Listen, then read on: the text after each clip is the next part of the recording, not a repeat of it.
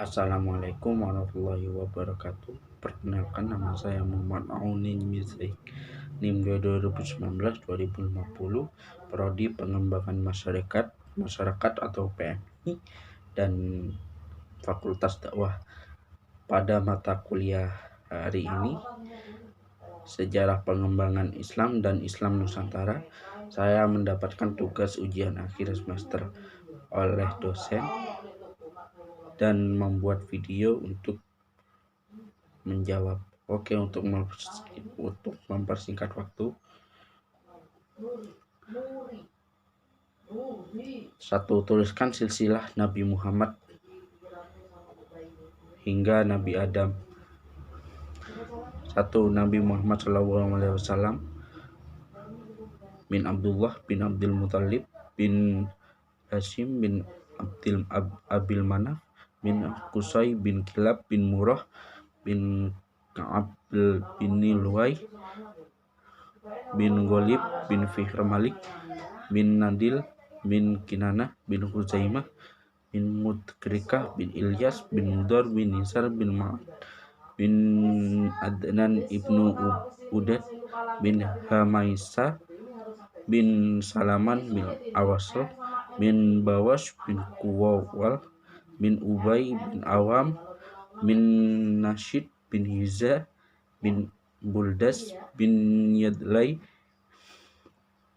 bin Tabah bin Jahim bin Nahis bin Makho bin Aidil bin Abqar bin Ubaid bin Abti'ah bin Hamdan bin Sanbar bin Yasroba bin Yahzan bin Yalhan bin Ar'awa bin Aidil bin Disyan bin Aisyar bin Afnad bin Afwan bin Makshar bin Nahid bin Zahar bin Sama bin Maza bin Audah bin A'ram bin Qaidar bin Ismail bin Ibrahim bin alaihi salam bin Ibnu Taroh bin Natur bin Syaru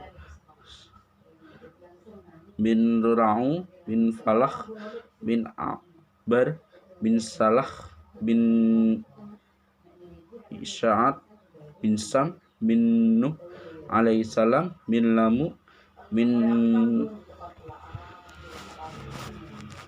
Lakho bin Anuh bin Yar bin Mahalla Il bin Kinan bin Anusi bin Sits bin Adam alaihi salam.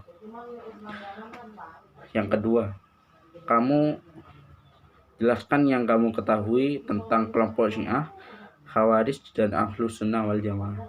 Syiah, menurut saya, aliran Syiah mulai muncul di akhir masa Khalifah Utsman, yaitu Abdullah bin Saba, seorang Yahudi yang menjadi seorang Muslim dan disebut sebagai agen Yahudi untuk disusupkan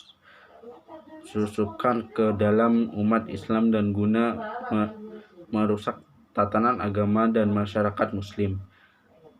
Khawarij, menurut saya, adalah sekte atau kelompok atau aliran pengikut Ali bin Abi Thalib yang kemudian keluar dan meninggalkan barisan karena ketidaksepakatan terhadap keputusan Ali yang menerima arbitrase atau tahkim dalam perang Siffin tahun 37 atau 648 Masehi dengan kelompok Muawiyah bin Abu Sufyan perihal persengketaan khalifah. Ahlus Sunnah wal Jamaah menurut saya adalah mayoritas umat Islam sepanjang masa dan zaman, sehingga golongan lain menyebut mereka dengan sebutan al-ammah atau orang-orang umum atau al-jumhur, karena lebih dari 90% umat Islam adalah aswaja. Yang ketiga, jelaskan secara singkat maksudnya Islam ke Nusantara. Masuknya Islam ke Indonesia melalui para perdagangan yang singgah di Sumatera Utara pada abad ke-7 Masehi atau sekitar 9 tahun setelah Rasulullah SAW mengumumkan dakwah secara terbuka kepada kaum Quraisy di Mekah. Islam awalnya dibawa oleh para sufi atau pedagang dari Mekah atau Mesir, Sumatera Utara, dan lama-kelamaan akhirnya para sufi mendirikan kampung di Arab di Barus, Sumatera Utara, dan yang dikenal juga dengan nama Bandar Khalifah. Dengan menetapnya para sufi atau saudagar di Bandara Khalifah, terjadinya akulturasi antara orang Nusantara dengan orang dari Mekah dan Mesir itu.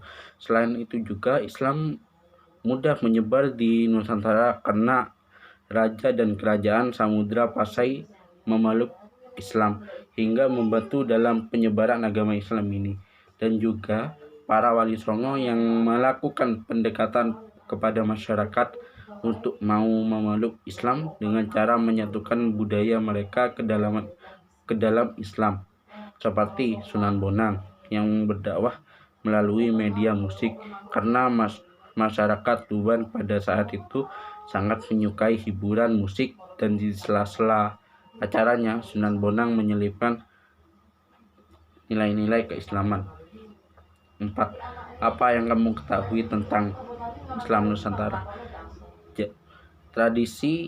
Menurut saya, tradisi Islam Nusantara adalah sesuatu yang menggambarkan suatu tradisi Islam dari berbagai daerah di Indonesia yang melambangkan kebudayaan Islam dari daerah tersebut. Sebagai pemuda, soal yang kelima. Sebagai pemuda, apa peranmu dalam melestarikan dan menjaga Islam Nusantara? Peranku sebagai pemuda dalam melestarikan dan menjaga Islam Nusantara adalah berjuang, mengembangkan, dan menjaga indahnya Islam Nusantara. Baik, itu saja. Terima kasih.